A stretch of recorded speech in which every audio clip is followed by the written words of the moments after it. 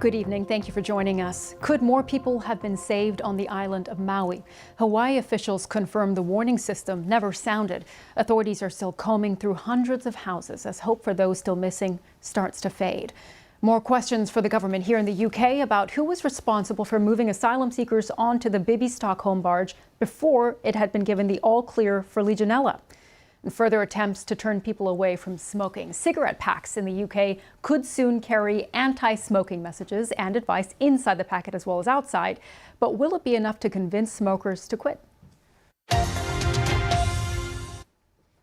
But first to the ongoing recovery efforts in Hawaii. 96 people are known to have died in wildfires on Maui, with officials warning that number likely to rise. Hawaii Governor Josh Green said more than 2,700 buildings had been destroyed in the historic town of Lahaina.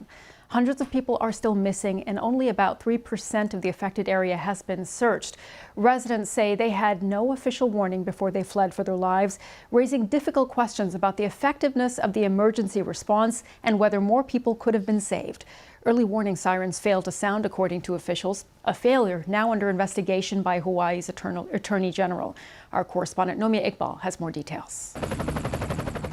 Along the coastline, a once bright and busy town lays lifeless and abandoned.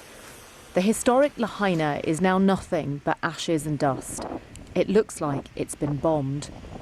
Officials are still combing through what is left to find the dead. There's a lot of loss here, and I think we're going to see significantly higher numbers in the coming days as our professionals from FEMA and Maui Fire, police do their job.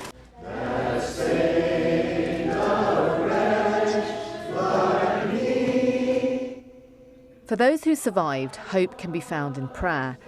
People have gathered in makeshift churches to provide support. Before we come to church, we're like, why did this happen, But today, because of his words, Pastor, it brings me more, I feel more comfortable and more at peace. But questions are being asked why residents weren't warned about the fires. Were early warning systems used, or did they malfunction? Pretty much everybody's saying the same thing, that we had no warning, no evacuation notice. So a lot of people were not prepared, that by the time they find out that it was time to go, it was almost too late.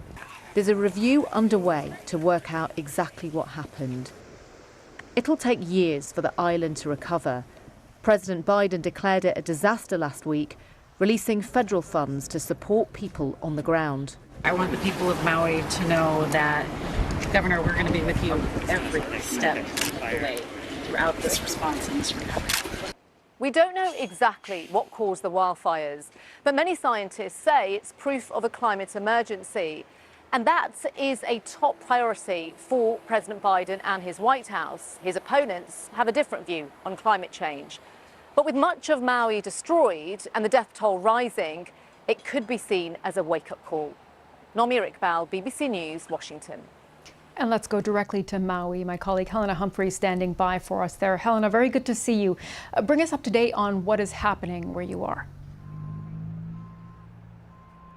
Sumi, I'm here on the road to Lahaina, and in fact, if you just take a look over here, it is over that hill that the community of Lahaina lies, a community which lies in a state of utter devastation and destruction, just so much of it, 80% of it now destroyed. And what you can see behind me is another roadblock which has popped up, because we're seeing a lot of these roadblocks now because so many people are just trying to get back in, trying to bring much needed aid. But you can see it's being enforced by the US military right now, because at the moment they are only allowing in emergency workers and contractors, and that is because those sensitive, delicate recovery operations go on. We've been hearing more about that from the governor, and he's been saying that they expect to find up to 20 bodies a day now in these efforts, an utterly devastating death toll which we're seeing right now. And he says we may not even know the full extent of how many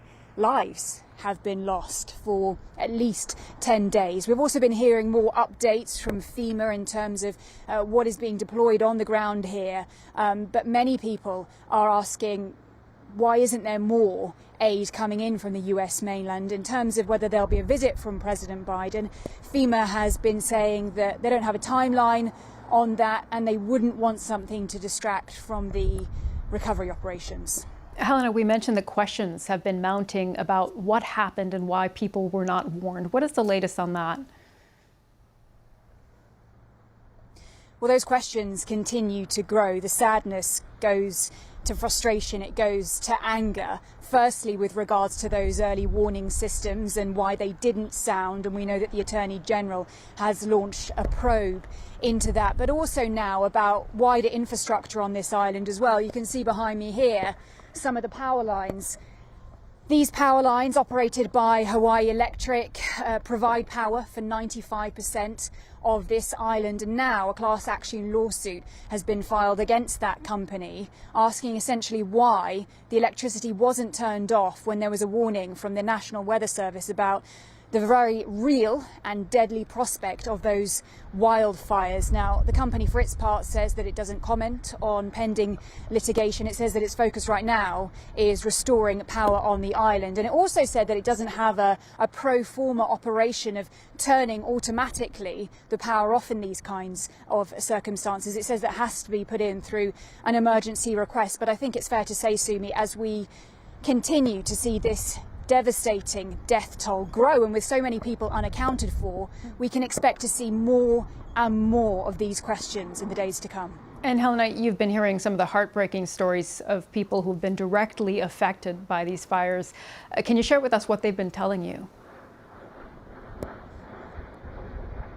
Sumi, people here are utterly traumatized, and I think it's fair to say with that list of missing people, which is around 1,000 right now, they're barely able to process what's happened. They're barely able to comprehend the fact that they have lost absolutely everything. And if you just take a look down here, what you can see is the port here. And this is the harbour, and you've seen a lot of private citizens just using any means they can to come out, to try and get on boats, to use jet skis, to try and get over however they can to get aid in to Lahaina, because the needs there are so great. We're talking about food, shelter, clean drinking water. People have really lost everything. And while I was down there, I met a man called Ryan, and he was out walking his dog.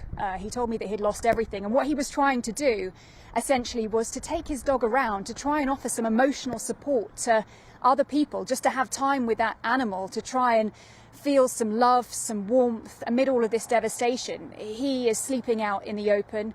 He tells me he's lost everything, and he said, right now, I just feel helpless. That was his parting message as we finished our conversation. Despite that feeling of helplessness, the other thing that you notice here, and it is just difficult to communicate how much people feel this, but they are so resilient, and they keep saying that Maui is strong, we will rebuild, and local people here are looking after each other, and they're doing whatever they can, even if they've lost everything, and it's incredible to watch.